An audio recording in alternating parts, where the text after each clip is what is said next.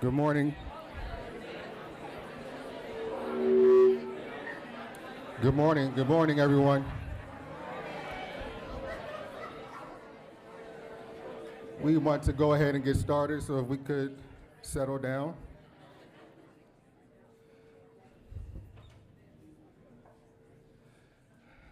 Thank you. Once again, good morning, BCP. How are we feeling today?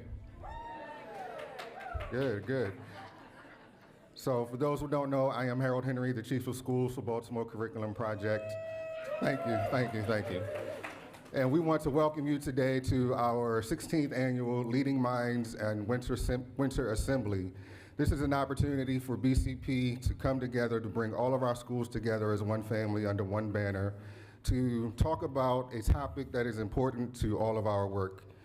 This year, the topic of focus is attendance and chronic absenteeism post-pandemic.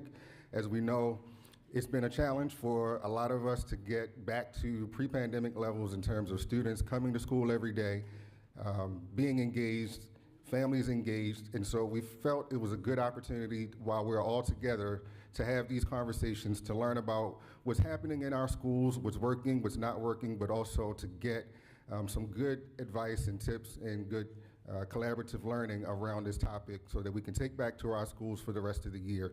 So we hope that you enjoy the sessions today. We've put together a good panel to present on this topic, and also sessions that you will hopefully gain a lot out of. Some internal presenters, and we've also invited some external outside presenters just to get a different perspective, even a different perspective maybe that we have in Baltimore.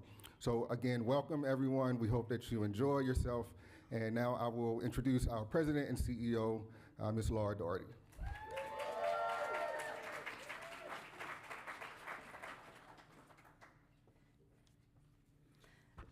Good morning, everybody. Oh wait, I have to click.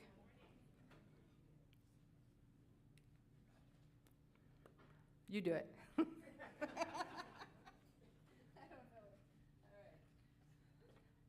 Well, welcome to my favorite professional development day. It is such a pleasure to see all of the people that I really admire and enjoy under one roof. And I want to give a special thanks to Principal Nika Warren, for, I'm nervous. Yes, thank you, for letting us use this beautiful facility. Corey Debnam, we couldn't have done it without you. And Keith Tabor, my goodness, if I don't know what we'd ever do without you, but let's never find out.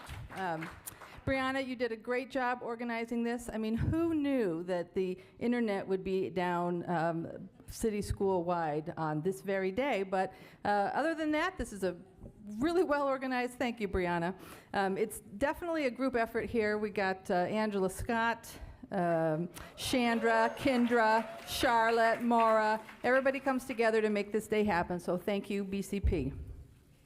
I also love this day because it's my chance to thank you all from the bottom of my heart for working in our BCP schools. Your work makes a difference in our school community every day.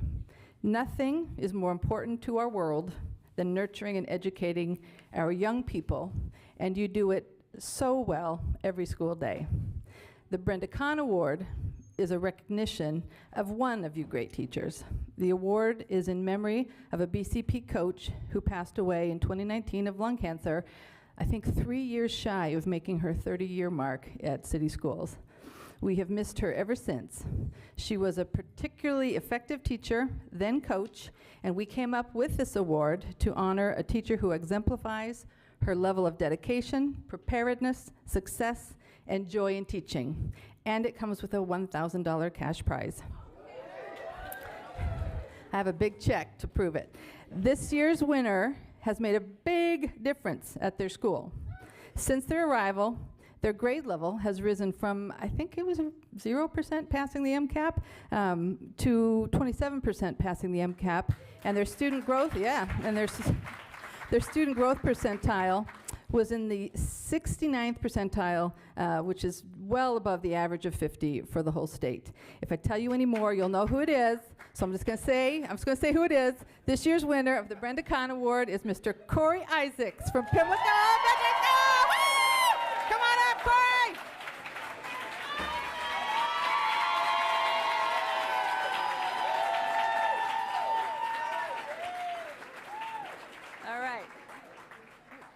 We have a very, very tasteful plaque. Yes, very tasteful plaque for you. And our first ever.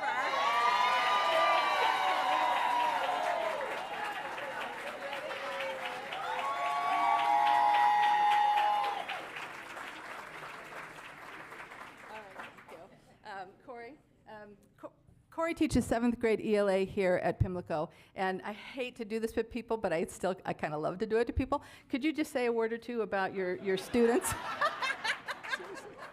Yeah, just say hi.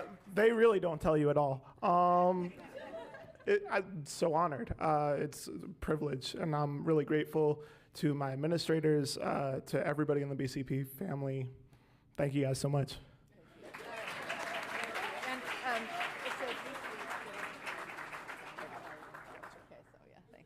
Okay, and now it is my great pleasure to introduce the moderator for today's panel, Dr. Josh Michael. Now, if you had internet access, you could look up his very lengthy bio on our online brochure. But short of that, I'll tell you a little bit about him, but not as much as there is, but some. He's the president of the Maryland State Department of Education, which is our state school board. And he's the executive director of the Sherman Family Foundation, which has been very supportive of one of our big projects at BCP. Previously, Dr. Michael served as the director of school partnerships with the Sherman Scholars at UMBC, which is a really great program that supplies, trains, and produces STEM teachers for Baltimore City schools. Maybe some of you have been through that program. And he also taught middle school math at Commodore John Rogers in Booker T. Washington for 6 years, so he knows the work. But mostly, he is a dad who really is nutty for his 3 small kids, and he's been in Baltimore for a long time. And like most of us, he loves Coco's crab cakes. He loves the rich and deep history of Baltimore, and he likes taking walks around Lake Montebello. So would you please welcome Dr. Josh Michael.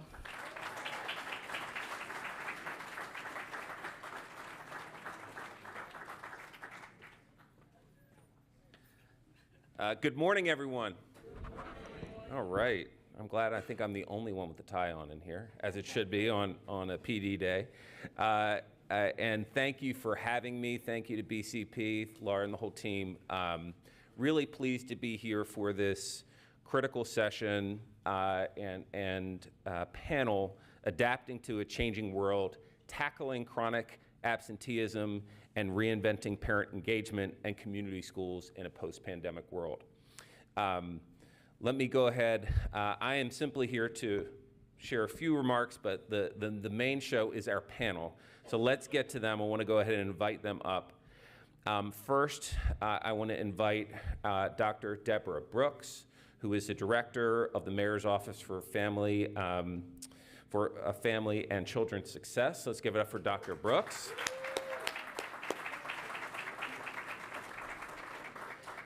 And not only is she that, but she is we could say seasoned veteran, we could say wisdom, experience, knowledge, director of special education, leader in Baltimore City schools prior to her current role for decades. So just a wealth of knowledge. Thank you for being here, Dr. Brooks. Next, I want to bring up somebody who many of you know. He is a community leader. He works both at the system level and at the community level and everywhere in between. He is the director of community engagement at the Nobody Asked Me campaign, and he is a senior fellow at the National Attendance Works organization, leading a lot of community organizing work around attendance here in Baltimore. Let's welcome to the stage Mr. Larry Simmons.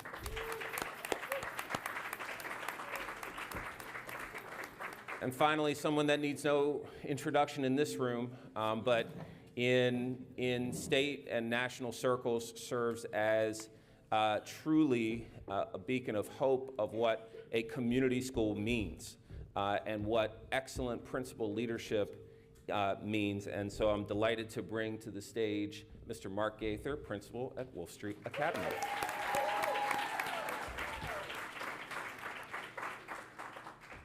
All right, I got a couple slides. Who has the clicker?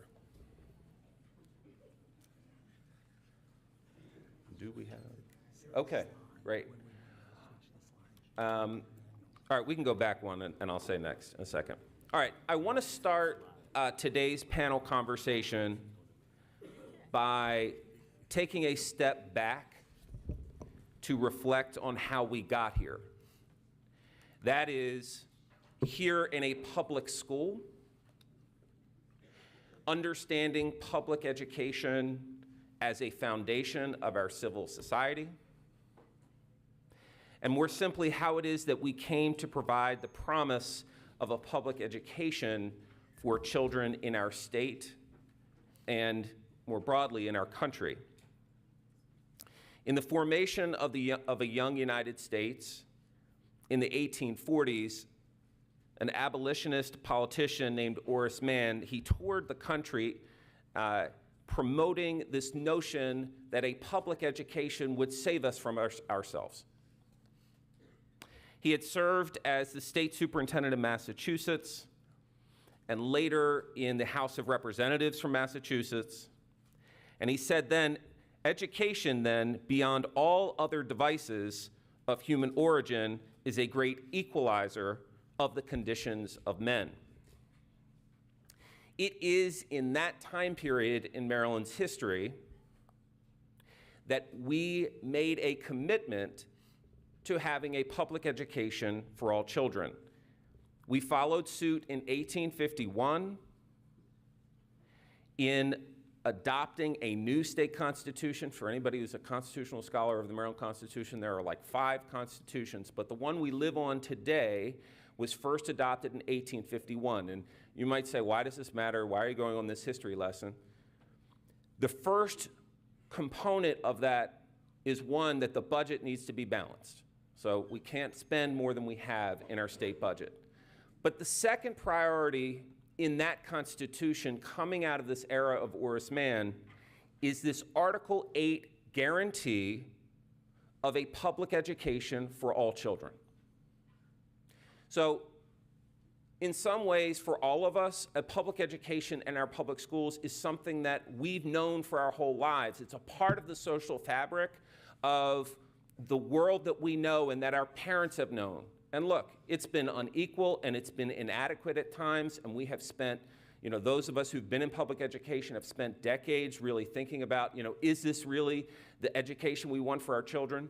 But this notion of a public education and public schools being a part of our social fabric, it's been constant for us, but my point to you is that it hasn't been that constant for all that long. It really only goes back to 1851. And so my point to us, and my point to you today, is that it's fragile. And that we have to take this moment to really live it out. And our conversation about students attending school couldn't be more fundamental to the fabric of our society and this moment around public education.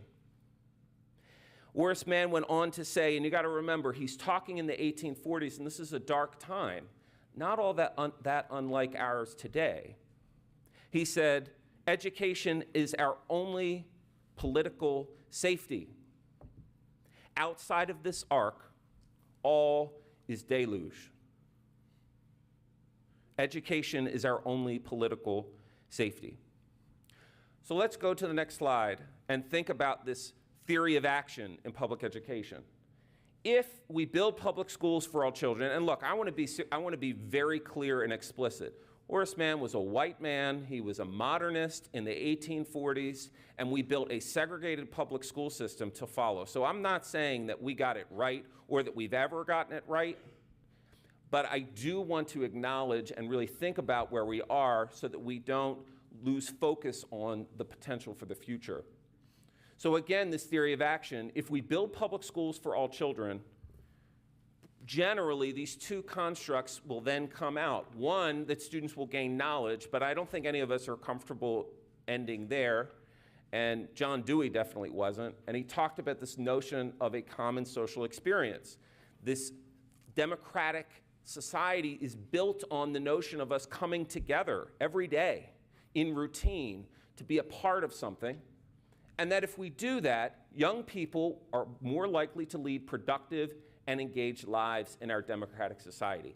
This is the theory of action. This is the promise of what we've all committed to doing, what you all have committed your professional lives to: public education.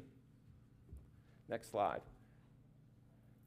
But what happens if students don't attend regularly?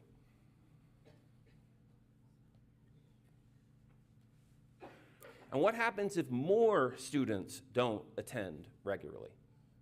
What happens if a pandemic pulls our social fabric apart and we have trouble putting the pieces back together? What happens if individual families are facing more trauma, are facing more challenge than they have for 2, 3, 4 generations before them? What happens then to this promise of public schools? Next slide. The research is clear on children attending school. I don't want to spend a ton of time on this, but we know that attendance is critical for early grades and early literacy. How many kindergarten, first, second grade teachers do I have in the room? Okay. So when you're looking at your DIBEL scores, the first thing when you're looking at students that are growing and students that are not, the first thing you're saying is, are they in school or not, right? Well, this student's not growing and I'm struggling because they're absent on Mondays and Fridays and sometimes on Tuesdays, right? It is directly connected to the outcomes in early literacy. And this second point is critical for the work that we're all committed to and the children that we care about most. Attendance matters more for children from low-income students as it relates to literacy outcomes. So I want to just underscore here that being absent, right, it matters more for our students who are coming from low-income backgrounds.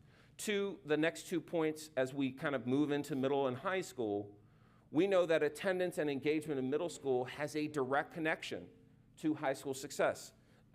This work comes directly out of Baltimore here with Bob Balfance and the work at Hopkins around middle school indicators. And finally, we know that 9th grade attendance, and Baltimore City, our colleagues across Baltimore have done a lot of work here and have gotten things a lot better in recent years, but really focusing on 9th grade. This is highly predictive of graduation and life outcomes. So the data is here on the research, and we acknowledge Larry and the Attendance Works team on these pieces. They do a really nice job if you're wanting to dig in to really see the connection between the research on these pieces. Next slide. And so, in a way, I do want to frame for us that helping students get to school every day may actually be the most effective academic and social intervention of our time.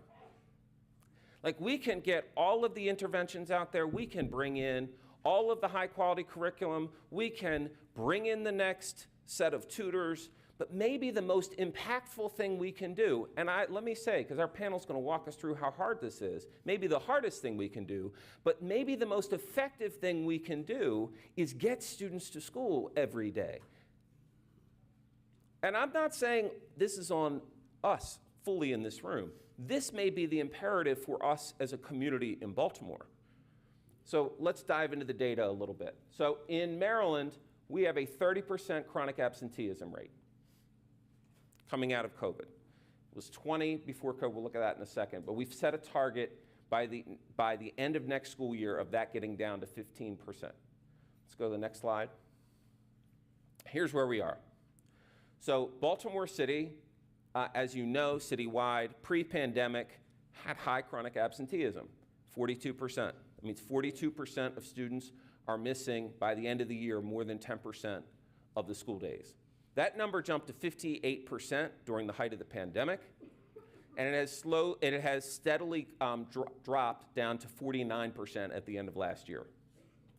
But you'll see the state and the nation are significantly lower. It's worth noting that Maryland has a higher chronic absenteeism consistently than the state, and that's something we're really grappling with at the state level.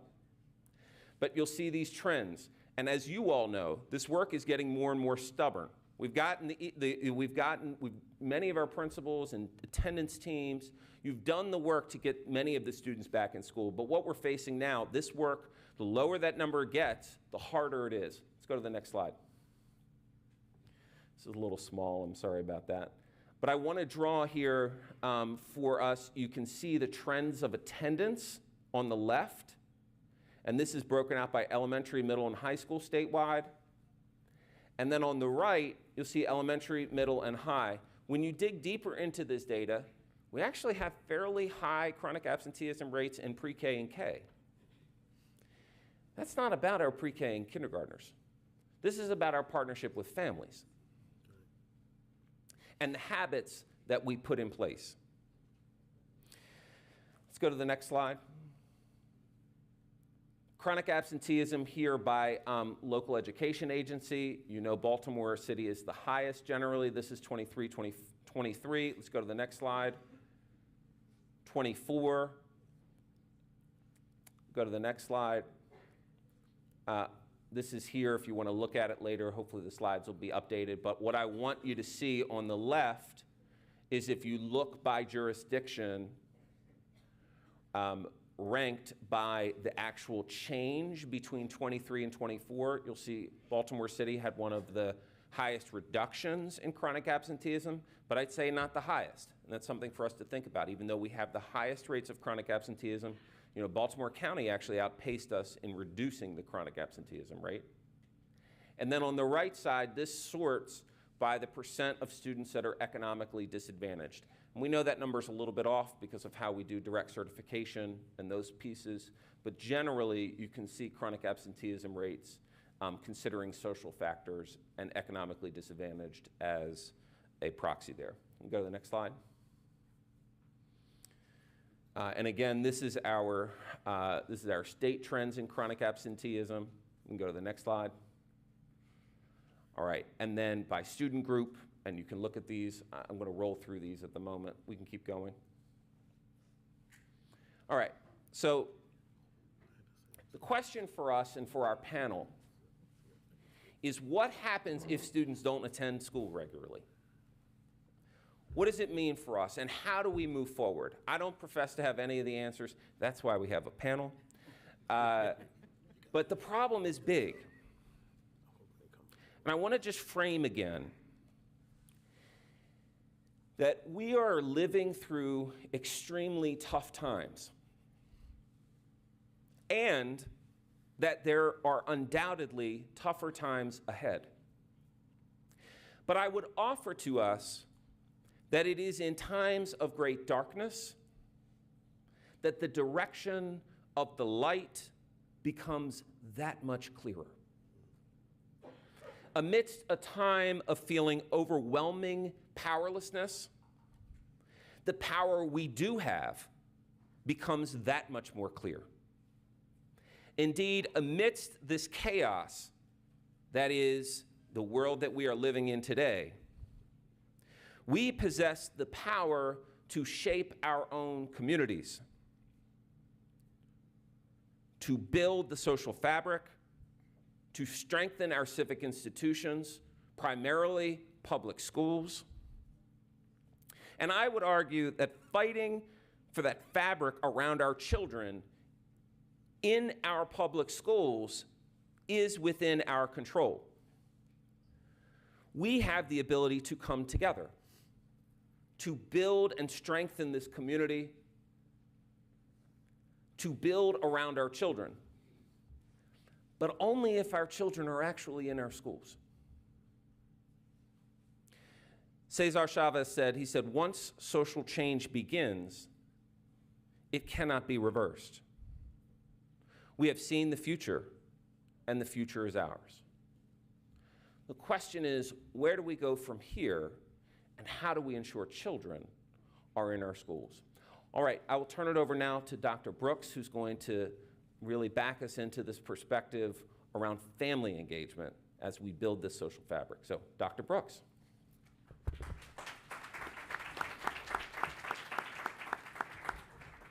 Good morning. Can you all hear me? Yeah. I'm going to use my cafeteria voice. Is that good? So good morning, and thank you for actually the lead up into this. And so I have always believed, as an educator, as a parent, and now as a grandparent, that attendance is never a child's issue. It's an adult problem. My mother actually was part of Brown versus Board of Education. She and Linda Brown attended school together in Topeka, Kansas. And from that, my brother and I were always told that the schools and the church were the hubs, and that's where families came together, and what family engagement looked like in our schools, and where children felt welcome. And so from that, I brought that into as a school leader, as a school teacher, as a district leader, and now my work in the office of the Mayor's Office of Children and Family Success. And so I'm going to bring that experience, but most importantly as a parent and a grandparent of children that attended and still attend city schools, as I look at a principal where my daughter actually was a pre-K student. Next slide, please. So when we think, thank you. So when we think about family engagement, we think about parents coming to different school events.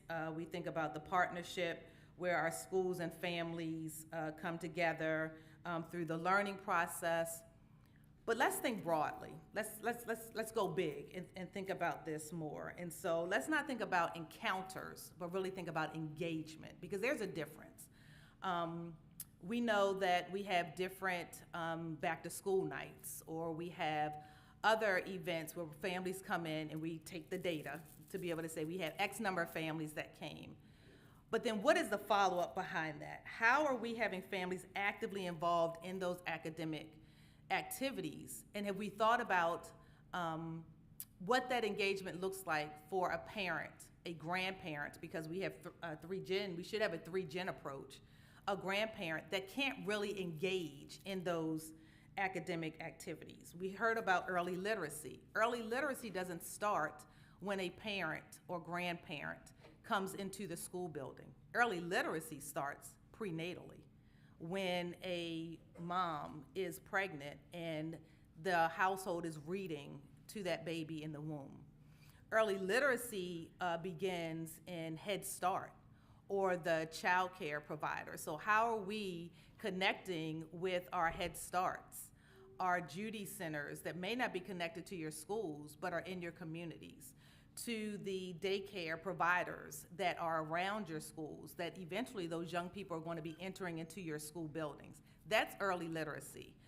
Connecting with the aunt or uncle that comes up to pick up their niece or nephew from your school building that is pregnant. Do we offer them, you want to come into our library during a certain time of the day to be able to read, because we know eventually that child is going to be a student in your building. That's early literacy, and that's engaging. Communication between the teachers and the families that are consistent.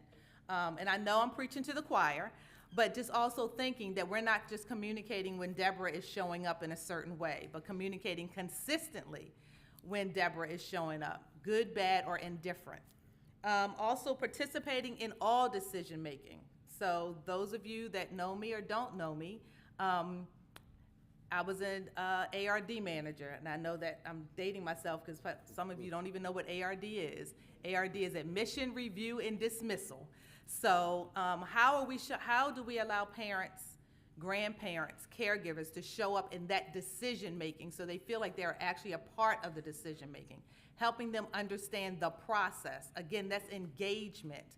That's not encounters. Just calling them to say that there's a meeting, sending them the paperwork, having them sign off. They don't feel like they're engaging. They just feel like they're a part of the process. But explaining the process early on so that they're a part of that. Again, creating a welcoming environment. Having people, anyone could be the greeter at the door for parents, caregivers to come in.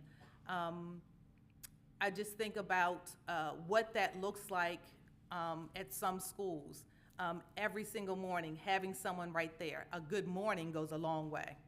How was your evening goes a long way. We have a lot of incidents that happen in neighborhoods. If an incident took place, having someone there that next morning to be able to greet each child and family that comes through that door, just to say, are you okay? Goes a long way. Again, that's engagement and not encounters. Because the community is, yes, your school community, but more broadly, Baltimore City is the community. Next slide, please. Understanding common barriers that our families face.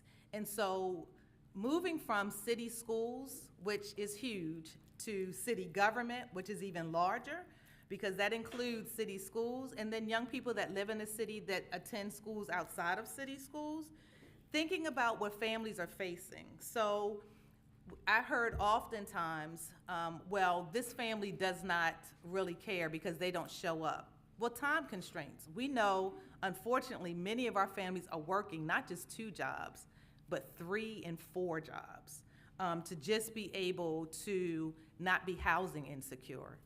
I'm not even gonna mention the BGE bill and the water bill. I'm not even gonna mention that right now. Not gonna mention that right now. But knowing that that is also gonna be a huge barrier for families to be able to come to certain events that are offered. So then how do we find other ways to keep them engaged? Because if we know that they cannot come in, then how do we create a space for them to still be able to engage? Looking at different times to offer the events and opportunities for them to engage. The cultural, not just language barriers, but cultural barriers. I was principal at Moravia Park, where we had over 25 different languages spoken and many more cultures. I had to learn all of those different cultures and not take them personally. I had a male assistant principal, and the men would only address him. I was fine with that. As long as they were coming into my school building and engaging, I was okay with that. But understanding with those cultures and understanding that. Also understanding that there were certain days that young people did not come to school. So what did I need to do to understand that culture, engage that family, and help them understand that this is why I need them in the school building? Not being disrespectful of their culture and still saying, I understand and I want to honor and respect that, but this is why I need your young person in school. This is why it's so important, and this is what we can do to still honor that, but make sure that they're here and learning every single day. Also understanding previous negative experiences. Many of our families have not had positive experiences in Baltimore City Public Schools. I'm going to name it. We all have heard it.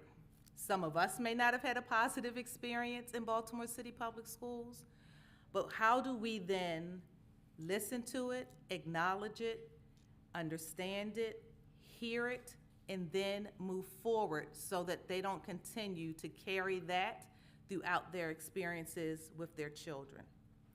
I'm not going to name the school where I was an administrator again, but I noticed between 7th and 8th grade, the students stopped coming to school. And what I heard from those families were, well, I dropped out at 6th grade, so why do they need to come to school? And so what we did was brought those families together and helped them understand why it was important for their young people to continue to come to school and also acknowledge the experience that those families had. But then also to understand that those young people were not coming to school because they were sending them out to work. And so really understanding and having the conversation with families of the young people that are not coming to school. Because many times the young people want to come to school. But then saying, like, you know, instead of just saying to the young person, why aren't you in school? Talk to the families also to understand. Because again, many of our attendance concerns are not the young people, it's an adult behind it. That's the reason why our young people are not coming to school. And then limited knowledge of our school system. We've heard our history. And so I've said this repeatedly. The system is doing what it was built to do. If we go back and all of us are educators, we had to take that course. I know I'm probably one of the older ones in this school, in this room, but we had to take like the history of education, and we had to take those courses. And so we know that who the history of education was built for. It was not built for someone that looked like me, a woman and a black woman. It was not originally built for that. So understanding that the system is doing what it was built to do, it is up to us then to change that narrative and make sure that we are here to educate all young people in a way that they can be successful. I actually had my staff, my executive team, come back and look. In our name, it's the Mayor's Office of Children and Family Success. What does success look like for all of our families in Baltimore City? We need to think about that. What does success look like for every single child in our classroom? And how can we set them up for success, understanding the barriers that their families may be facing? Next slide, please. Improving communication. Understanding that a young person's family may have a phone today and not a phone tomorrow. Understanding that not all the phone numbers in this system are correct. We know this. That's historical. Understanding that for some 3Gen, text messages and emails are not going to work. So what is the best mode of communication? Understanding that sending home a flyer, understanding that that flyer is going to be on the ground as soon as you get outside your building. So what is the best way to communicate with your families? Asking them, just simply ask, what is the best way to communicate with you? How do you want me to communicate with you? Again, the multi-language resources, and my team gets on me about, I have no social media, none. I've never had any social media. But for some people, that's the best way to communicate, is social media. Again, asking, just simply saying to a family, what is the best mode of communication? And when is the best time to communicate? If I work at night, sending me a message at nighttime may not be the best because I am at work. Sending it to me earlier in the morning when I first get off of work may be best because I'm alert, I haven't gone to sleep yet for the day. I can then actually respond. And it's not that I'm being neglectful or don't want to respond, but if you're sending it to me when I know, when you may know or don't know that I can't respond, then there's just some miscommunication and some assumptions being made that I don't care. But every parent is sending you their best, which is their child. And they truly want what is best for their child in their own way. Creating welcoming school environments. I know in this room, every school is a welcoming environment. I know it. I've been in every school that's in this building, that's in this room. And I know that it is the expectation that when someone walks through the building, that they feel welcomed. But it needs to feel the same way in your classroom. Every single student needs to feel welcomed. If every single student feels welcomed, every single parent. And some parents can be challenging. I understand it. I know it.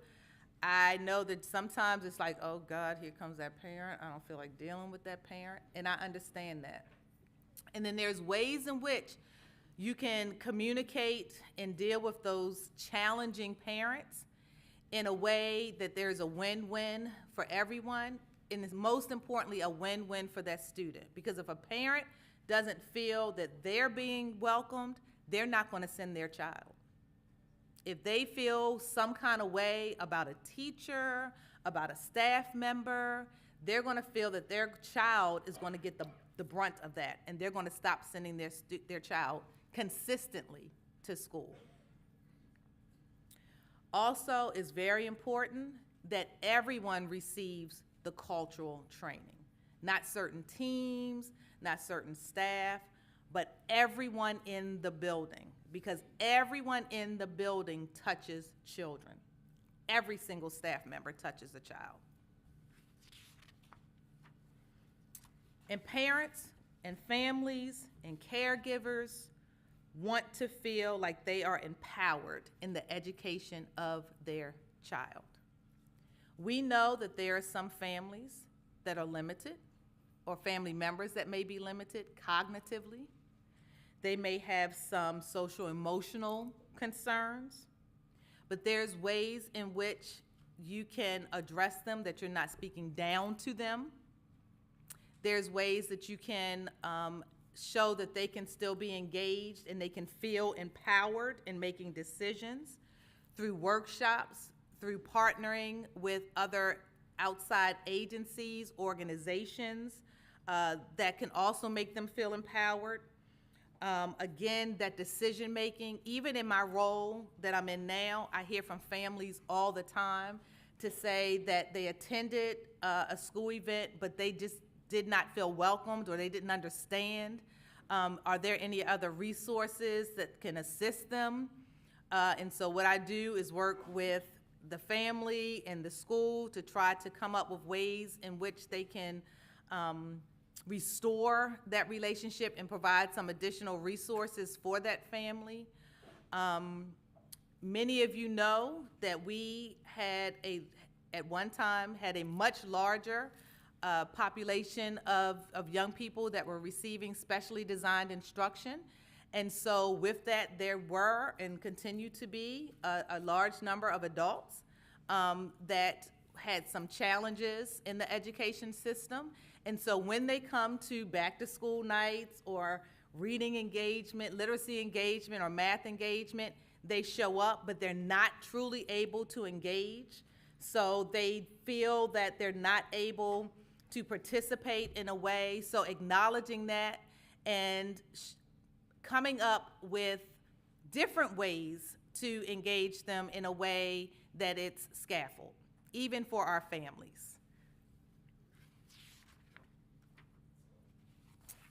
Again, I've said this, and I just want to keep saying it, increasing opportunities for our parents. They don't just have to be academic. It doesn't have to just be academic opportunities. It can be just coming in just for chat and choose. It could be coming in, partnering, like I said, with other agencies, city agencies. We have 5 CAP centers, community action partnerships across the city. We have come into multiple schools to be able to provide additional resources around energy assistance, around water bill assistance, around security deposits, where we have come into the schools for 2 or 3 hours. Parents have been able to come in and just be able to engage in that way. That was a draw to get the parents in. And then teachers were also were able to engage with the parents while they were in the school building that way. We also have, through the Mayor's Office of Employment, we've also had the opportunity for schools to set up an area where they had the opportunity to come in and engage with them, and then the teachers were able to then speak with the parents. Many times parents feel like, well, I'm only going up to the school because my child has done something wrong, or I'm coming up to school because it's an academic activity and I feel threatened because I'm unable to engage in that academic activity. But if you bring them in for some community resources that they actually need, they can come in, and then you can be able to begin to address some of the other pieces, but they don't feel like that's the only reason why they're coming in. But I think also by bringing in those city services that we know that many of our families need, you will also begin to hear a lot of the stories of why young people have not been to school. We work very closely with city schools in the beginning of the year with making the phone calls of why young people have not been in school, and we hear repeatedly housing insecurity, no electricity, water has been turned off. And so then we're able to engage with those schools in providing additional resources for those families so that we can get the young people back in school. Again, we saw lots of data, using that data and continuous improvement around just hearing from families. What I do know is lots of families feel that they're surveyed to death. And if I have a reading challenge, it's difficult for me to complete a survey. So how else can we get data from our families without asking them to do something where they're going to have to read.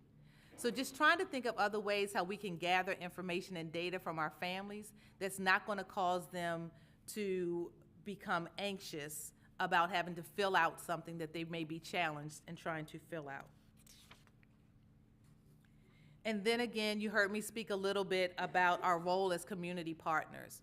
When we think about community writ large, Baltimore City is the community. It's not just around your school, but it is the whole of Baltimore City. And so thinking about how those partners can help you all engage the communities around your school, but all of Baltimore City, to one, make sure that our young people are present and ready to learn in your schools, but also the families have those resources that they need so that they can be engaging in your school community as well, so that the young people can be successful.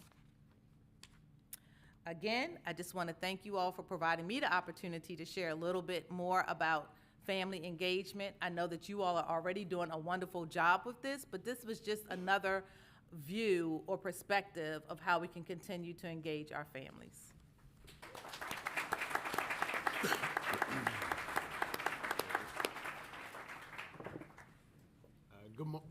Good morning, you guys. You guys can hear me, right?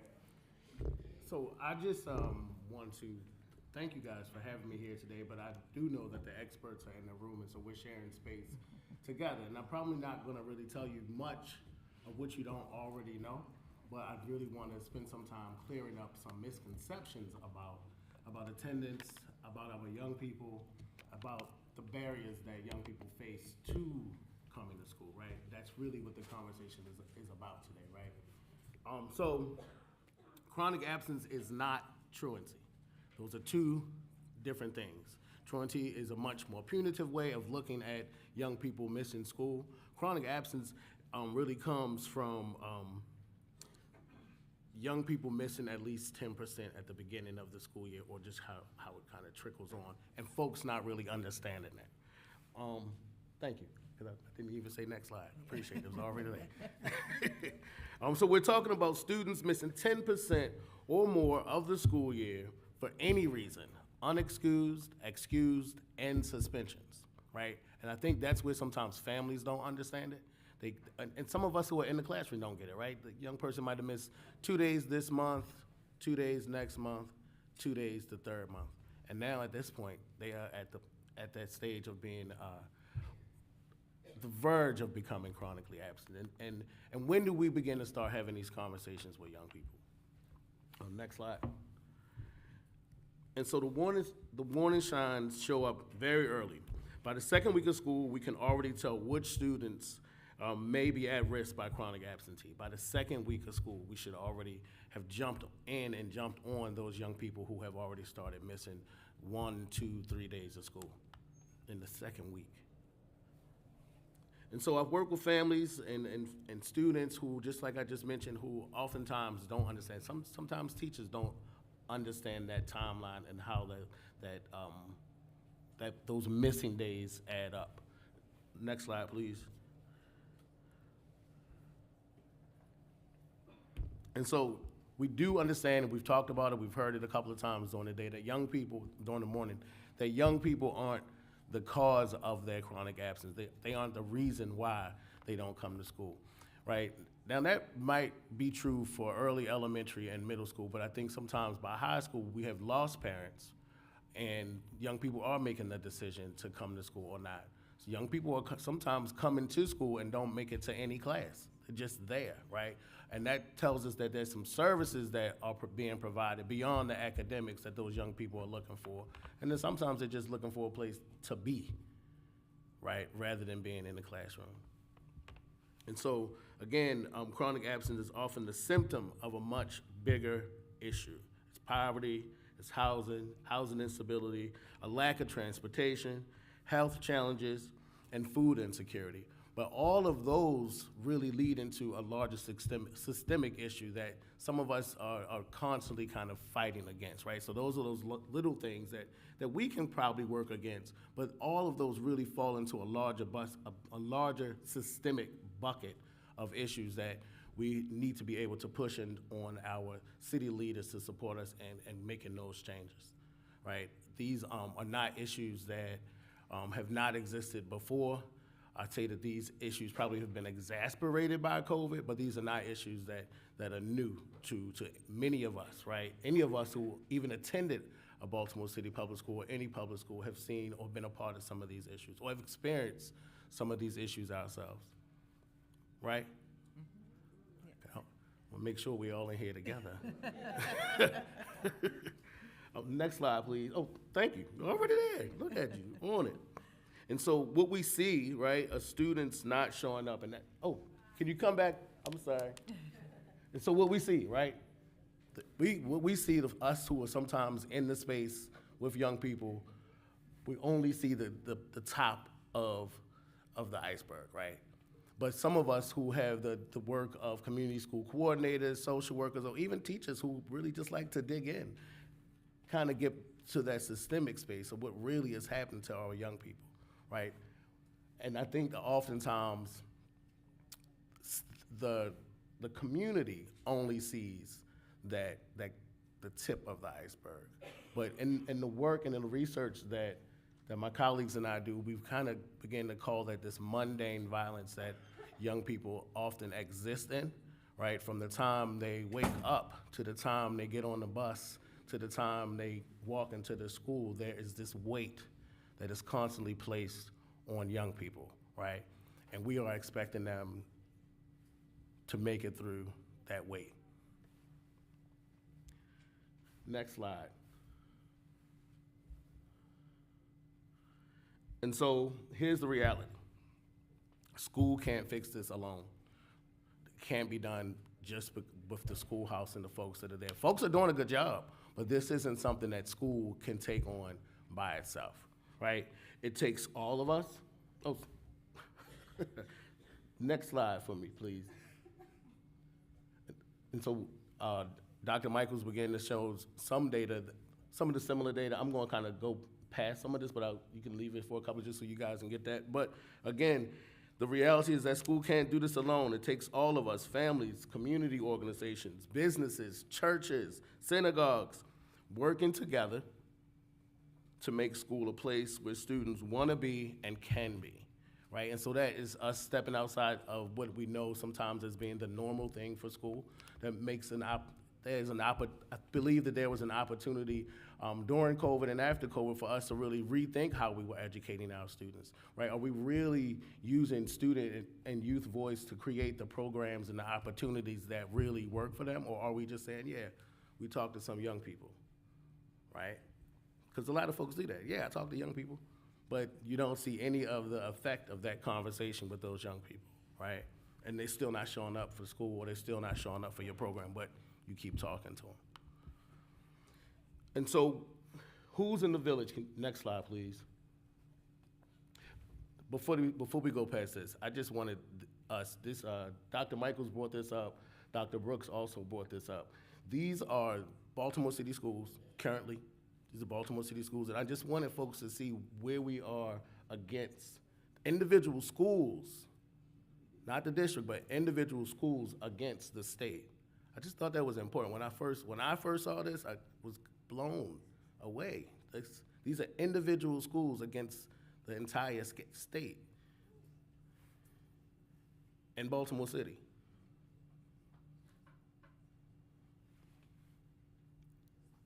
Y'all good on that one? All right, next slide, please. So who's in the village, right? Next slide. Who's in the village? We all are in the village, right? I think that one thing about community schools, I was a former community school coordinator for a very long time. I'm still pushing for community schools. One thing about community schools is that it brings that adage to life, right? It brings that whole idea of taking a village to raise this child, right? Providing all of the services beyond academics that families and young people need to be successful and thriving citizens of our city, right? Not just surviving, but actually thriving, doing the thing, right? Because we have supported our young people. We have provided the opportunities that they needed, right? We listened to and really dug into those needs assessments that you have to do as community school coordinators. You have really created those teams of parents and community members in your schools to really get the work done, right? Not trying to take it on yourself, but really building the teams and building the supports that schools and communities and young people need. And so, next slide. Next slide, that's the village again. And so here we are. What are the barriers, the aversions, and the disengagement that comes from young people? Like, we can come up with our own ideas, but when we really begin to have conversations with young people, when I started having deeper conversations, when the research team that I'm a part of started having deeper conversations, when attendance work started having deeper conversations, this is what we heard. Now, for you folks who are with young people every day, some of this you know some of this, right? But then also there are also those misconceptions that we hold, that parents hold, that other leaders hold, right? And so we can talk about the barriers, we can talk about the aversions and the disengagement, but we also have to address those misconceptions that we all have when it comes to young people, when it comes to chronic absenteeism, when it comes to even family engagement. So how do we address all of this together, right? So some kids can't get to school, so how do we address the transportation and family responsibilities and the health issues? Some young people won't go to school. They feel unwelcomed, anxious, or have experienced trauma, that mundane violence, again, that I was talking about. And then some kids don't see why school matters, right? It's boring, I feel disconnected, and I don't see a future in it, right? We have made a promise as a state to our young people for a thorough and fair education, and have we made good on that promise? Let you think about that. I'm gonna ask you for an answer, but have we made good on that promise? Even think about yourself. Have we made good on that promise, right? And so addressing attendance isn't just about calling home, it's about tackling the deeper issues and these systemic issues that we face, right? So I'm gonna stop there, though I have more to talk about, but if you are a part of any of the two sessions that I'm a part of this, leading this afternoon, we're definitely gonna go deeper in this, but I wanna make sure that Principal Gaither has an opportunity because he's in the mix, right? And so we need to hear from him. So thank you, guys. I had like 3 more slides. Hello. I got so many thoughts listening to you guys, and a lot of the thoughts that I will share come from you all. I've been doing it for 20 years as part of BCP. Had a lot of teachers coming through, a lot of staff, a lot of students, a lot of parents coming through the school. And each one of those interactions has led to who I am here, including all the gray hair. But I'm encouraged to hear Dr. Michael talk about the Constitution that we live under, 1851. School 23 was founded in 1852. So PS 23 has been doing it since the very beginning. And I'm encouraged because there's two things that Dr. Michael mentioned: a balanced budget, and then the next thing is education.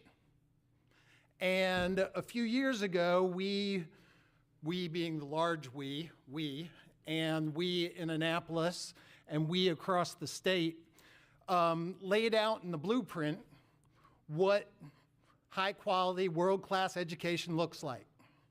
And we renewed the promise, and we know what it looks like.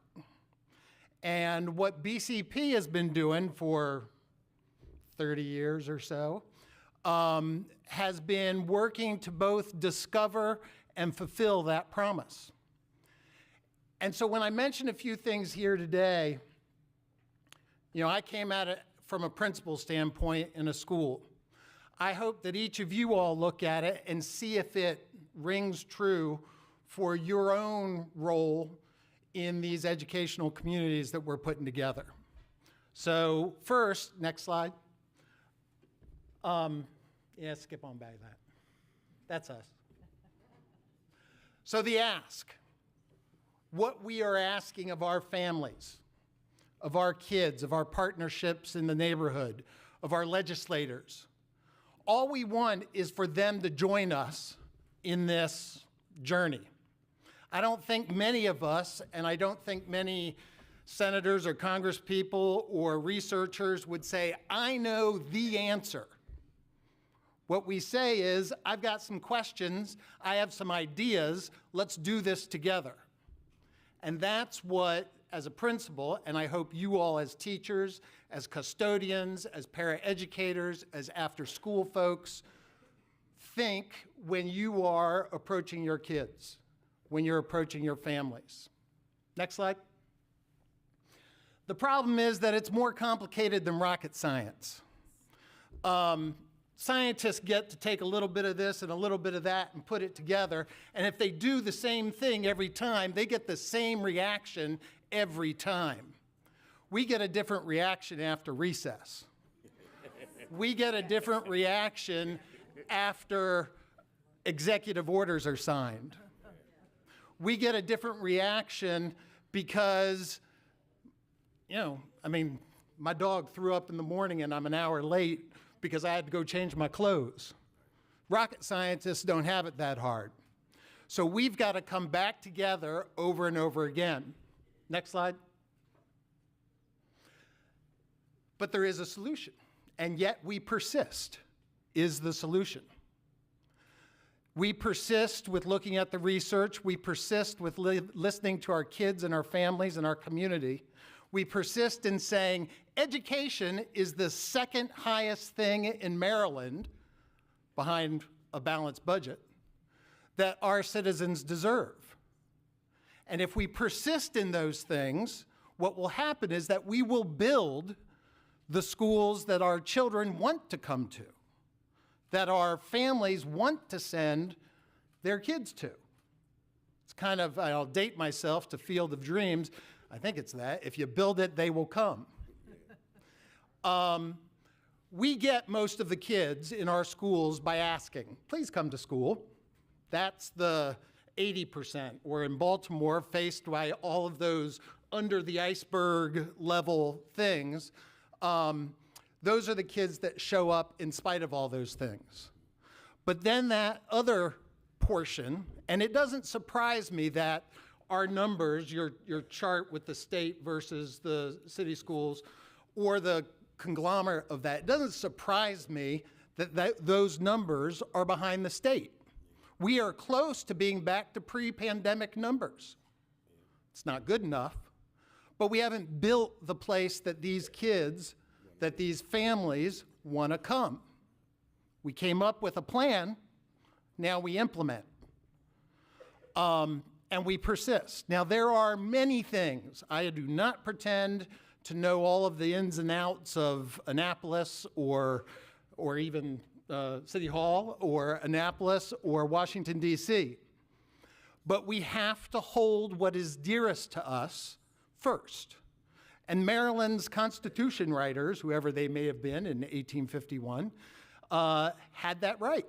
We hold our children first. We hold the education of our children first. Debra and I were talking beforehand about all the craziness going on in this world right now and what maybe led to it in voters making the decisions that they made. You all are members of the fundamental grassroots revolution, which is education. We get that right, and we don't have to worry about the other stuff. We get that right, and families engage. That 40% of families that aren't showing up show up. Now, I'm a little bit of a broken record for community schools. I tend to believe that you cannot do public education in today's America without community schools. It used to be that there were other institutions that took care of these things. Everything from Elks Clubs to alphabet soup administrations and whatnot. Those institutions have eroded over time. and are currently eroding. And so, sure, we shouldn't have to do it, but if not us, who? And so we've got to hold dear the institution of community schools, of addressing the whole child. And when I say the institution of community schools, I'm talking about your former role, about the role of that person sitting over there who's my community school coordinator. Raising one person in a school up as the person who focuses on these non-academic issues. Because there are people out there. We had a person from DSS one time come to us and say, I love working with Wolfe Street. I get so much more done. Talk about government efficiency. That person was able to better spend taxpayer dollars because there was a community school site coordinator who helped them get in touch with families instead of them running around to 5 different addresses looking for the person and not knowing how to get in touch with them.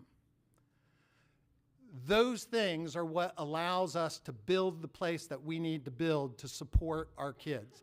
Now I've drifted a little bit. Next slide. The idea is both and. Next slide. Both and. It's not just about having events that people show up to. It's not just about reaching out to families. And it's not just about making connections. It's all of it. It's every single thing that we do and that we hold in our minds, that every person that we're interacting with, we deal with in a respectful and responsible way that makes them feel valued, that empowers them as a member in this ask, come join us in this adventure with your children. Next slide. We have to discover where we are now. We can't tell ourselves, oh, everything's okay, or oh, times are tight, therefore we're not going to do this. We've got to figure out a different way to do that, because that is our future. That is the second highest thing in the Maryland Constitution. That is our electorate that's going to make decisions about what happens to us in the next generations. Next slide. Just something that anybody who's been in my office recognizes, the big board, putting up things, knowing where you are, what are the contact points, but that is one little small part of what happens, because every teacher, every person, all of you have something like this. Maybe it's a device, maybe it is a good old classic lesson planner, but it's planning where you are. It's knowing where you are so that you know where to go. Next slide. There we go. And we persist. Next slide. I think that might be it. That's it. So thank you very much.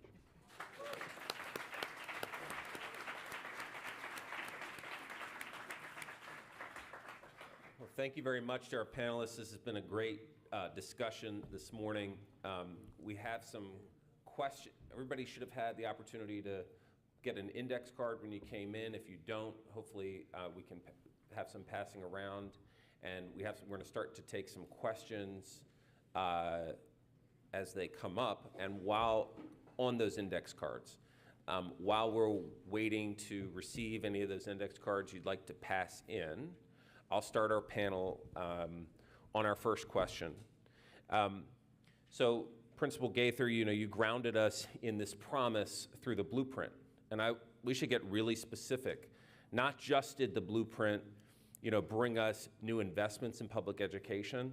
Pillar 4 of the blueprint went right at that iceberg that Mr. Simmons brought for us. This acknowledgement that concentrated poverty has a dramatic impact on the lived experience of our students. And so it's done some pretty dramatic things. We have now in our state 600 and some community schools.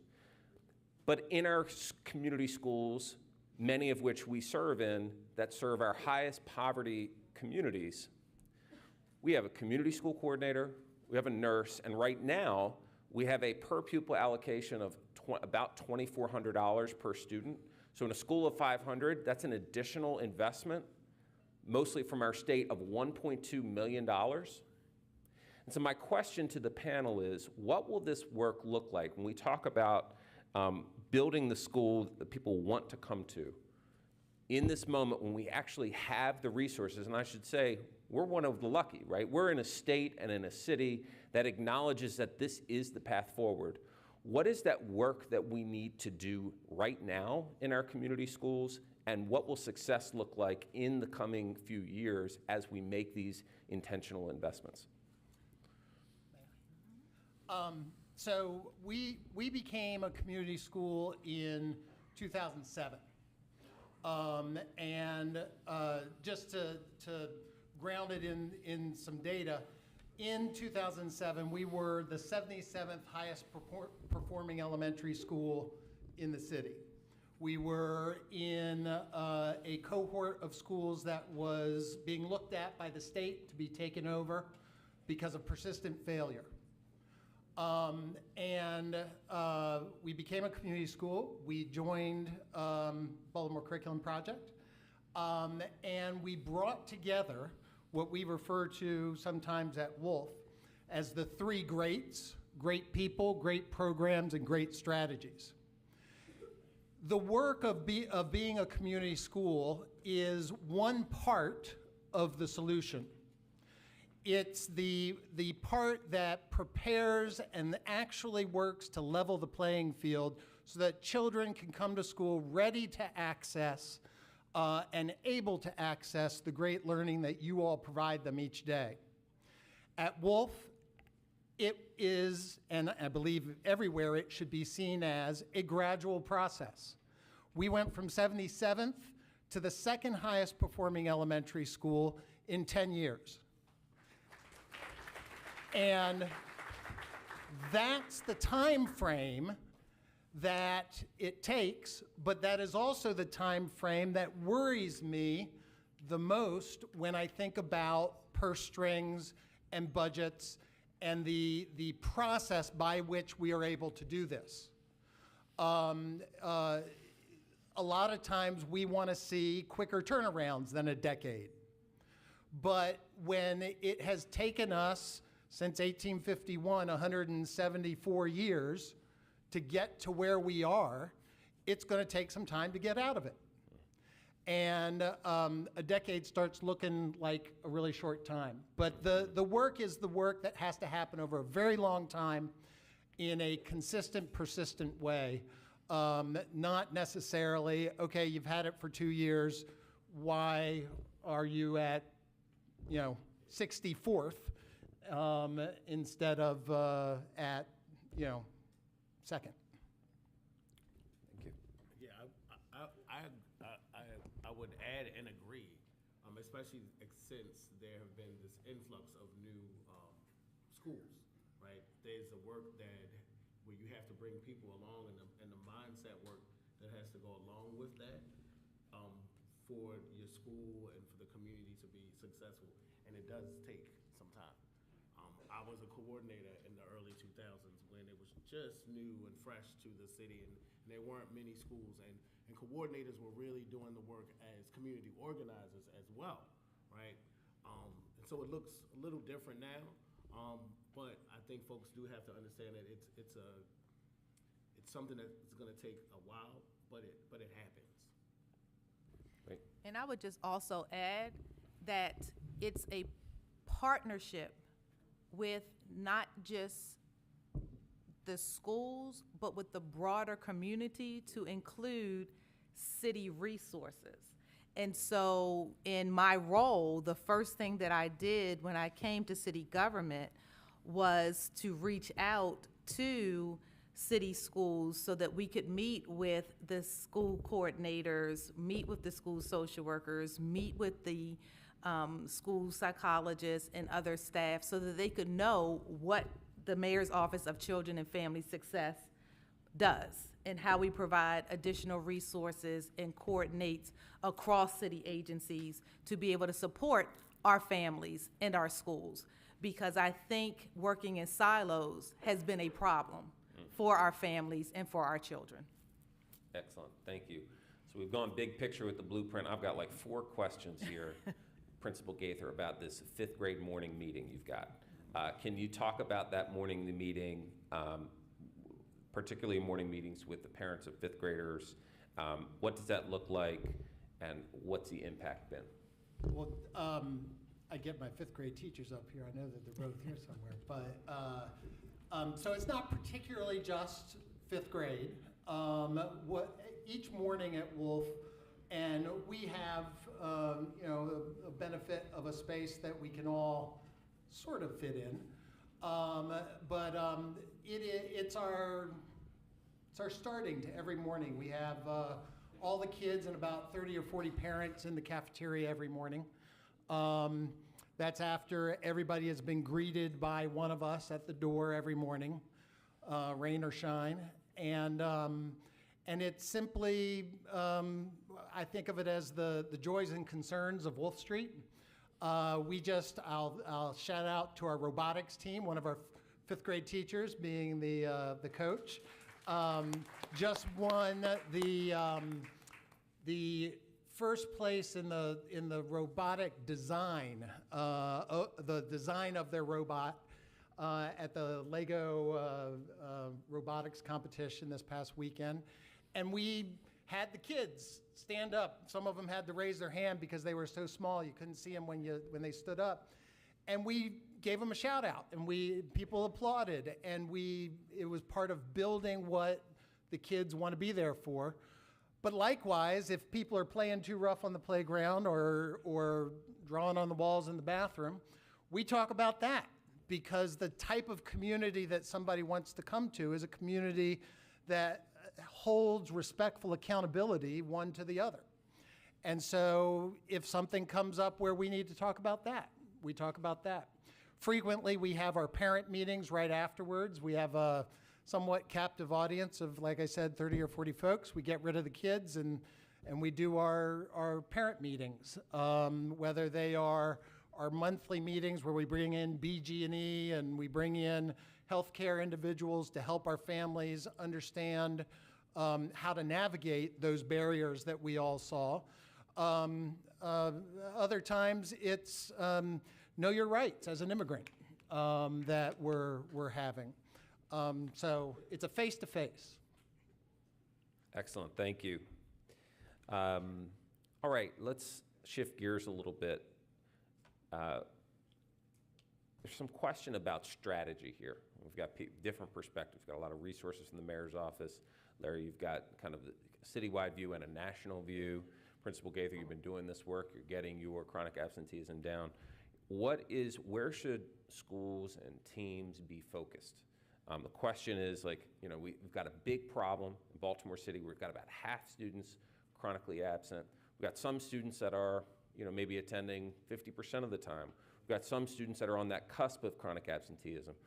How do you recommend people be thinking about where to focus, or what's the strategy they should take on their teams, in their classrooms, in their school?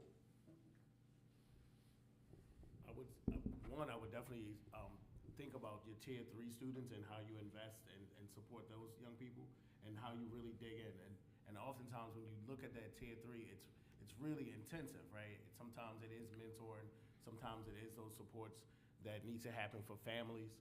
And then also thinking about the partners and the opportunities that are out there in the city that can also help in the work that you're doing. So if there's after-school programs that exist, right, how do you connect with those folks that are providing after school and kind of collaborate, right? So like if you're not in school, you can't come to after school, right? You can't participate in whatever field trip that the after-school programs if you're not in school. Let me push just a little bit, because this is where our head is, right? And this is the challenge we sit with. A chronically absent student is, in our old definition, is our tier 3 student. Yeah. Right? We know that good attendance is above 95%. Right. So that's our tier 1s in the old kind of setting of things. That tier 2 is somewhere between 90 and 95. But we're looking at a group of teachers that have 1 out of every 2 students is a tier 3. So how do we eat the elephant, right? Like where do we start? So we got a bunch of tier 3s. Where do you recommend we focus? Man, that's tricky. I don't want to say I don't know, right? Because But that's okay. but I'm saying Yeah. I think that it is a different. It's different for every school and it's different for every student. I think that oftentimes we try to lay on the same the same intervention on an entire group, and that's not really what's going to happen. So if I was to say some place to start, is to look at your interventions, right? Have you included young people in those interventions, And right? families. Yeah, in families, right? I think that that's what sometimes where we miss. We come up with the interventions. We come up with what we need to do, but we don't include young people. We don't include their parents or their families in that process, right? And so you don't know what's going to work because you have not included the folks who you're trying to support in that process. So I think that's where we start, right? We want to look at the interventions that we have. Are they the ones that are working? Do we need to bring other partners into that particular intervention? Do we need to 86 that intervention, right? It might have worked really good 2 years ago, but it has not been successful for the last 2 years. So why are we still pushing it? I think that's where we start. And also being inclusive of the voices of the people that we serve. We have to understand that if we don't include young people in their own success or progress, we're just spinning our wheels. We're just doing the work that just gets us to work every day, but really we're not being effective at all. So I just, if that's the start, that's the start. But I'm hoping that's good. together we can come up with some ideas while we're here today. Dr. on Brooks, how we I see, dig in. I see you itching to get in. Get in. Sorry. Let's No. go. No, it's good. This is great. I just want to go back to what I talked about, empowering. So it's going back to empowering those people that we're talking about. So if we're talking about families and we're talking about young people that are not showing up, why not ask them, why are you not showing up? What are the barriers that are causing you to be absent so often? What is happening? We know that unfortunately a lot of our young people are homeless but do not call themselves homeless. Many of our young people, especially African American young people that live with relatives or are couch surfing, do not consider themselves homeless. They are homeless. And so a lot of our young people are not showing up in school consistently because they're couch surfing. And so having conversations with families and with young people, understanding why they're not coming to school will help you with your interventions, will help you with providing those resources and services so they can consistently come to school.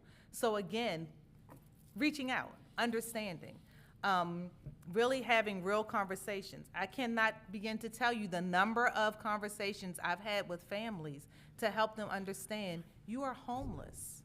If you are moving between relatives weekly because you are housing insecure, you are homeless. And you need to identify yourself as homeless at the school that your child is attending, because your child's not consistently come to school because you're unable to get your child to school. So again, empowering the families and the children and having conversations. That's powerful. Yeah. I would just say that we were just talking on the side, that there isn't a magic bullet, but the magic bullet is kind of finding out who people are and what they need in their own lives. I bet you everybody in here who works directly with kids could name 4, 5, 10, 15 things that stop kids from coming to school, from feeling like they might be being bullied to not knowing not feeling good about their performances, to homelessness, to food, to dirty clothes, whatever it may be. And the way that we're going to attack the chronic absenteeism is by attacking each one of those things. And the nice thing is that it's not just researchers and politicians and board members or principals. We got all y'all out there that can find out about these things. And then in schools with community school coordinators like BCP schools, there is somebody who is always able to pick up the phone and answer it or talk to a parent when there is a need. Sometimes I'm putting new toilet paper in the bathrooms. And I might not be at my phone. But the community school coordinator is that person that carries that load, makes the connections. It's great. I want to take a moment. If you have a burning question or something we're talking about, please go ahead and just hold up that card, and we'll come around to pick one. We've got a couple out here that are ready. Anyone else? Go ahead and just hold that card up. We'll have our eyes out. So speaking of some of these challenges, we have mostly, at this point, we are in a post-pandemic reality, but our chronic absenteeism hasn't come back. And so we've got some questions about what's different now. One question asks, do parents working remotely and childcare changes and childcare costs, how are they driving chronic absenteeism? So I pointed to us, how are we thinking about kind of our new realities, how they're shaping, and maybe there's some other dimensions you want to bring up as we're thinking about this post-pandemic world that's different, that's worth bringing into this conversation.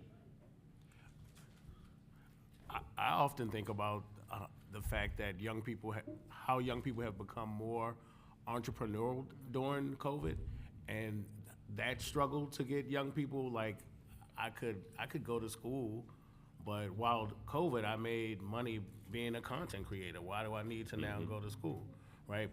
And then I've had that experience, that conversation, and but then a young person is connected to an after-school program that does media, so it's like, well, you need to come to school to be able to use the services that the organization has. But that still is something that lingers for me, right?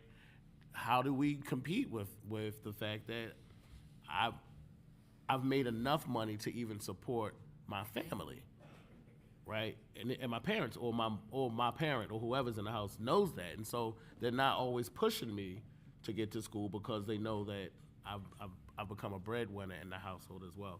So I know you had a question, but that's good. So this notion it's like something that I think about of entrepreneurship, particularly for our for some of our secondary students, for sure. Dr. Brooks. Yeah, I've heard that as well repeatedly for our secondary students, that they had the opportunity during the pandemic because of virtual learning to be able to even obtain employment. I'm not going to say at where, but they've been able to obtain employment at certain places, and so they've just continued because they were able to be able to support their families. I think for others, I don't know so much about the remote working for some of our families. I don't know if that has been as much of I think a lot of the challenge has been really around maybe families having to work multiple jobs. And so having to work multiple jobs, it's been difficult for them to then ensure that young people are getting out and getting to school consistently. I think that may be more of a challenge. But definitely secondary, I've heard repeatedly because of the opportunities that they had during the pandemic to be able to become employed and to just make a great deal of money during the pandemic has been a challenge to bring them back and engage them back in the educational system consistently. I think also that there was somewhat of a psychic shift during the pandemic where, at least at Wolfe, there was a sense of school and being at school is really important. We got to get there. That's your job as a kid, go to school. I think that there were some lessons, some unfortunate lessons learned that, well, maybe if you don't go every day, well, we were out for a year and a half. And yet, everybody still moved on to the next grade. Nobody took me to court for attendance issues. And that after a year and a half of this, we're on AB day schedules, these kids come in on A days, these kids come in on B days, and then we were coming back. I think that some lessons were learned that it maybe wasn't as essential as we thought to have the kids there. Now, I'm not saying that we shouldn't have, people were dying. But I think that maybe recognizing that will give us some different thoughts on how to reestablish that, yes, being here is actually important. It's a really good point, and we consider kind of not just Baltimore City, but Maryland. You know, we were out of school more than all but one other state in the country. And so we spent more time in that limbo space, as that you described, Principal Gaither. And so people got used to that more here than in other places. And I don't think it's something that we can punish families back into. You know, oh, we're going to take you to court. We're going to, ride you about this. But I think it is something that we need to clearly communicate.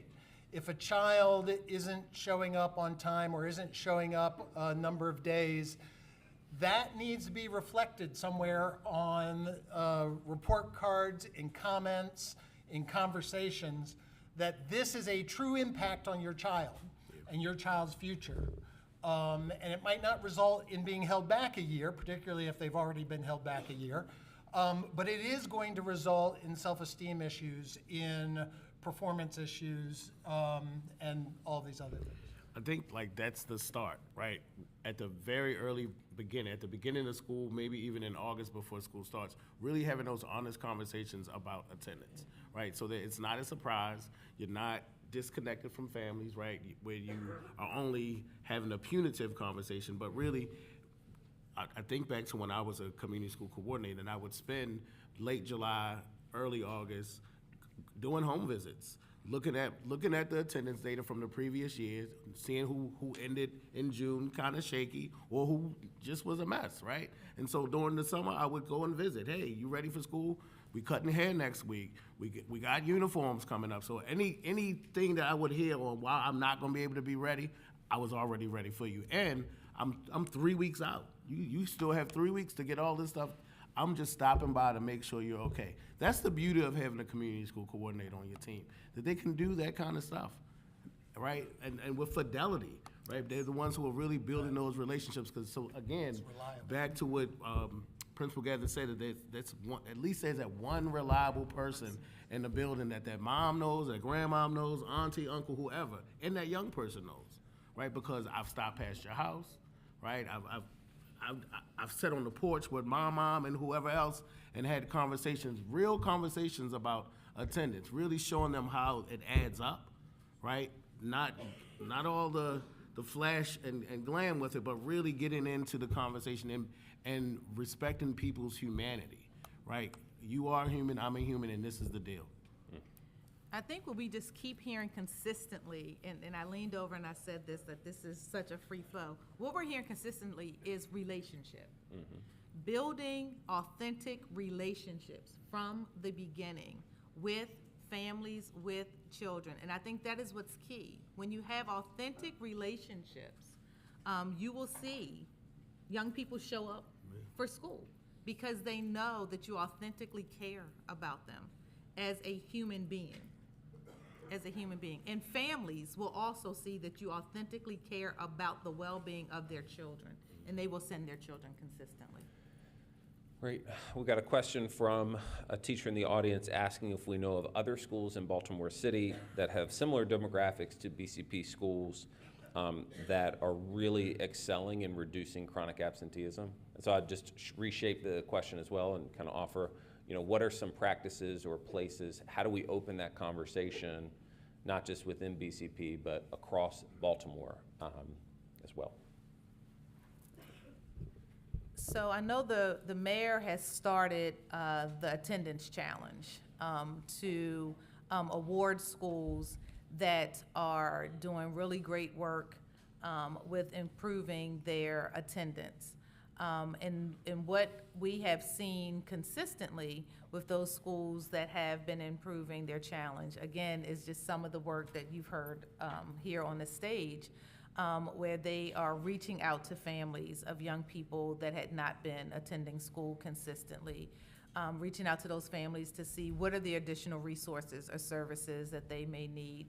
Why haven't you been sending your child to school consistently? What are some of the barriers? Putting additional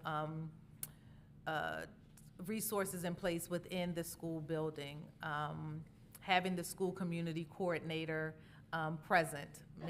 Most of those schools have school community coordinators in their building. But I think also the work just being consistent, again, consistent, reliable, like the things that we are seeing and we are hearing. Again, connecting with those families that have challenges. And again, as teachers, you all know who those families are. You know who those children are. And not saying, I mean, I was a teacher as well. You have so many students in your classroom, not laying the burden only on the teacher, not laying the burden only on the school community coordinator, not laying the burden only on the principal. But when I say it's a village, it's a true village to include the broader community, city resources, community partners, but making sure that we're all there to provide those supports that are needed so that our young people show up whole every single day. Great. Next question really speaks to the mental health of our students and our families, and wanting to know if services that more directly address the psychological health and rehabilitation could have a direct effect on students not coming to school. So I'll turn it to you all to respond. Yes. And let me push on this a little bit, because we've talked a lot about relationships today.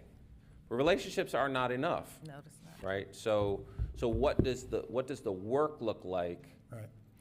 If I'm a teacher, I know a parent's struggling with mental health. What does that work look like, and how do we do better there in responding to that? So yes, I mean, you all know, if you're feeling down on any given day, your experience at work is going to be different. If you're really feeling down, you're probably not going to have an experience at work that day because you're going to call out. Emotions, mental health affects who we are and what we do. And that is no different for kids or families.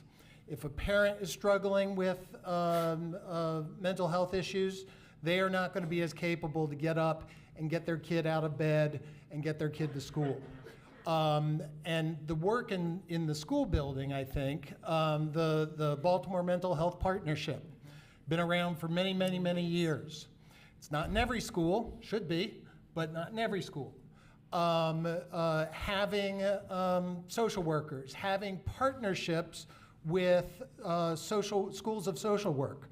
For many, many years, we partnered with the University of Maryland School of Social Work and got 2 to 3 to 4 interns a year that would be able to come in, and they weren't doing the heavy lifts, but they were doing the lunch bunches, the social development kind of stuff. All of that stuff is going to matter to whether, when we make a call home, a parent is able to engage with us in a productive way. Great. Thank you. Dr. Brooks? Yeah. Also, we work very closely with the health department, behavioral health systems, and that's why it's really key to know what additional resources are available, what additional city resources are available, the collaboration and coordination of supports that are available across the city, so that when a family comes to your attention where there is some mental health challenges, you know what those resources are available to provide for those families. We know that, unfortunately, a number of our young people, we have done multiple surveys, had conversations with young people across the city, and the number one piece that comes up is mental health, that they are reaching out for additional resources and supports around mental health. And we hear young people say that their families don't know how to provide those resources and supports for them. And so even just making families aware of how they can get additional supports for their young person as well as for themselves. So just the coordination of services and resources for our families across the city. Great. All right, this is a more technical question. We've got some teachers in the room. We've talked about funding, and how does attendance affect funding for schools? That's right. Well, the funding for schools is all based on enrollment. The number of kids you get in the building and the number that show up, particularly in the first month of school, is your funding. And once that child count, September 30th, October 1, is passed, you're locked, unless there's some readjustment that the district does. So a student who is absent 10 consecutive times in that first month, you don't get money for. And so in a very technical kind of way, make sure that they're there that first month. Do the visits home. And you still make sure that they come to school after that. Yes. Yes, thank you. Right? Yes. Don't break your neck. Right. Those few months trying to get them in, and then once the funding is in and the date is gone, it just kind of that work falls by the wayside. I mean, it's an all school, it's an all hands on deck kind of thing, like from everybody in the building. Yeah, that's exactly right. So I think the short answer here is in Baltimore, as long as you're here on September 30th, like, that's it. But I think we should be real in the fact that we are in the nascent stage with the blueprint. Yes. And particularly these concentrations of poverty funds, people are going to be looking at chronic absenteeism, literacy, and math to see if these investments are working. And so not this year, but in that 5-year trajectory, are these investments really landing to move the work in our schools? And I think that, so maybe not this year, but we should be thinking about what's the impact going to be on ensuring these investments are yielding impact in our communities. And I think in those terms also, it isn't just give us the concentration of poverty money and then all will be good. Right. It is the curriculum work that we all do through BCP. It is the teacher preparation and hiring process. It is our great after-school programs that we offer. And it's the training that and the quality of folks that we get to use all those resources. Right. There is the performance of a strategy like community schools, but then there's also the implementation of the strategy of community schools. It's not just making there's our community school coordinator, they've got lunch duty every day. That ain't gonna cut it. You gotta do it right. It's also the advocacy that has to happen too, right? You can't have folks set up. If we're trying to work through a system that's not really trying to get us to get there, it's some work that has to happen that doesn't just fall on schools and families and students. It's work that also falls on our leadership as well. Great. All right, we'll close it out with one last question. I'll give you a moment to think. What tool, and you can get creative here, what tool do you wish you had to use to improve attendance? An ATM. Tell us more. I mean, ultimately, we need the dollars to do the work that folks really want to do and really need to do. We all come in with big hearts and big dreams, but we also need a big pocketbook to get some of the things done. Great. That's Thank just real. you. All right, Dr. Brooks. So if we're using tools like that, I would say Whatever works for you. I would say a cell phone with one line that we all collectively could use to be able to communicate, so that we could coordinate resources and services across the board and not work in silos. Very good. Principal Gaither. I'd want a statewide top flight ad campaign to convince, in the way that we convince people to drink Coke and Pepsi, that education is where it's at. Yeah. That can be the tagline. Education is where it's at. Well, that's a great place for us to end. Let's give our wonderful panelists a big round of applause. Thank you. Thanks, guys. It was fun. You did a good job. Hello. You are. Thank Great. you. Thank you, everyone. Thank you to our panelists and moderator. This has been a great event. I hope you've enjoyed it as much as I have. I have lots of announcements, so please bear with me. The first one is just kind of the rest of the day logistics. So we have 2 breakout sessions. The first one starts at 10:45, goes to 12:15. Then we'll have lunch. We'll be back down here at the cafeteria. And then your second breakout session starts at 1:30 to 3. Buses will be available starting around 2:30, running till 3:30, take you back to the parking lot if you need that. I have a slide here in a minute that I'll put on that has all of the sessions and room numbers. So if you need that, if you're not sure, you can look there. Also, this QR code up here takes you to our program that has everybody's bios and the information sessions and all of that kind of stuff. So if in doubt, you can definitely use the barcode. There was also a piece of paper that some of you were able to pick up, again, that has all that information, so please share. I also, after this, will click to another slide that has a QR code to take you to a survey for the symposium. Please, you have about 15 minutes before your next session. Please take a few minutes to just complete that. We do value your feedback. We do try to improve every year on this program, and so your feedback will help us do that. There will also be a survey after each of your breakout sessions. Again, there's a QR code that your presenters should have. If not, I also printed out a paper copy with the QR code and placed it in all of the rooms, so you can just scan that and complete the survey. All right, so let's talk about QR codes. So we are trying a new system, so I ask for your patience with all of this, but, and thank you all for registering and bearing with us to do this. So trying to make things more efficient. So when you registered, you received an email and you received your tickets to your sessions with a QR code.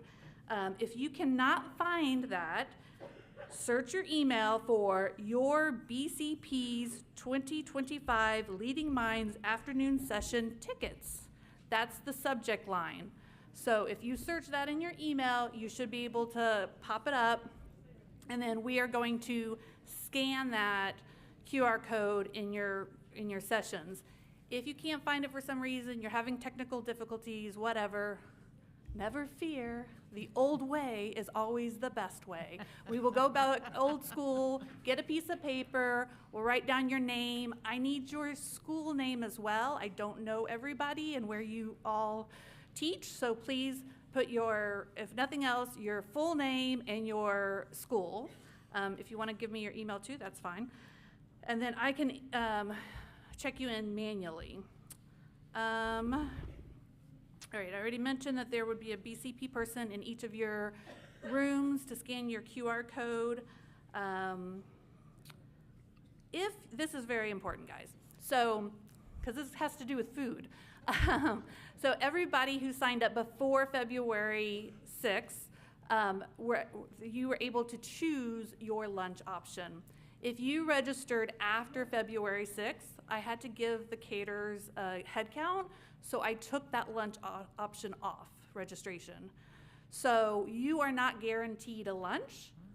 I did order extra because I'm a nice person.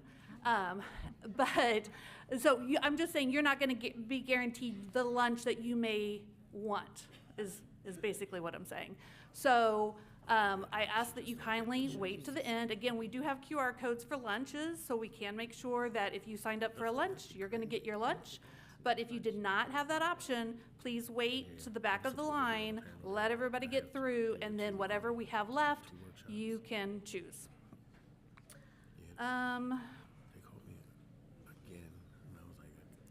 Another thing, just the panelists and principals, if you could come up to the stage after, we'd like to get some group pictures before we all go on our way. And like I said, 10:45 is the next session. There will be some staff members around to kind of help point you in the right direction. There's only one classroom that's on the, somebody in Pimlico, A side? Is it A side? A side. And so that one, you'll need to go past the main office, and there is an elevator or stairs that'll take you up there. I think it's 315. The rest of them are on this side, which is called the B side.